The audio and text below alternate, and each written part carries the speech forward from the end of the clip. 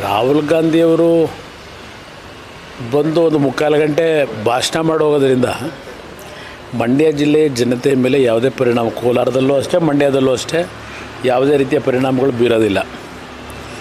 ಮಂಡ್ಯ ಜಿಲ್ಲೆಯ ಜನತೆ ಈಗಾಗಲೇ ತೀರ್ಮಾನ ಮಾಡಿರ್ತಕ್ಕಂಥದ್ದು ಜಿಲ್ಲೆಯ ಒಂದು ಅಭಿವೃದ್ಧಿಗೆ, ಜಿಲ್ಲೆಯ ಸಮಸ್ಯೆಗಳಿಗೆ ಪರಿಹಾರವನ್ನು ತರ್ತಕ್ಕಂಥ ಒಂದು ಶಕ್ತಿಯನ್ನು ನಾವು ಕುಮಾರಸ್ವಾಮಿಗೆ ಕೊಡಬೇಕು ಅಂತಕ್ಕಂಥದ್ದು ಜನತೆಯ ಭಾವನೆ ಇದೆ. ಅದು ನಮ್ಮ ಮಂಡ್ಯ ಜಿಲ್ಲೆಯ ತಾಯಂದಿರಿರ್ಬೋದು, ಸಹೋದರಿರ್ಬೋದು, ಯುವಕರಿರ್ಬೋದು, ಹಿರಿಯರಿರ್ಬೋದು, ಅವರ ಎಲ್ಲರ ಭಾವನೆಗಳು ಕುಮಾರಸ್ವಾಮಿಯನ್ನು ಈ ಬಾರಿ ಆಶೀರ್ವದಿಸಿ ಇವತ್ತು ಉತ್ತಮವಾದಂಥ ಕೆಲಸವನ್ನು ಮಾಡ್ತಕ್ಕಂಥವ್ರು, ಬಡವರ ಬಗ್ಗೆ ಕನಿಕರ ಇರತಕ್ಕಂಥವ್ರು ಅಂತಕ್ಕಂಥದ್ದೇನಿದೆ, ಅವರೆಲ್ಲರ ಭಾವನೆ ಇವತ್ತು ಕುಮಾರಸ್ವಾಮಿ ಆಯ್ಕೆ ಆಗಬೇಕು ಅಂತ ಇರ್ತಕ್ಕಂಥದ್ದು. ಅದರಿಂದ ರಾಹುಲ್ ಗಾಂಧಿಯವರು ಬಂದು ಮುಕ್ಕಾಲು ಗಂಟೆ ಭಾಷಣ ಮಾಡುವ ತಕ್ಷಣ ಪರಿವರ್ತನೆ ಆಗುತ್ತೆ ಅಂತಕ್ಕಂಥದ್ದನ್ನು ಬಹುಶಃ ರಾಜಕೀಯ ವಿಶ್ಲೇಷಣೆ ಮಾಡೋರು ಯಾರೂ ಹೇಳಲಿಕ್ಕೆ ಸಾಧ್ಯ ಇಲ್ಲ.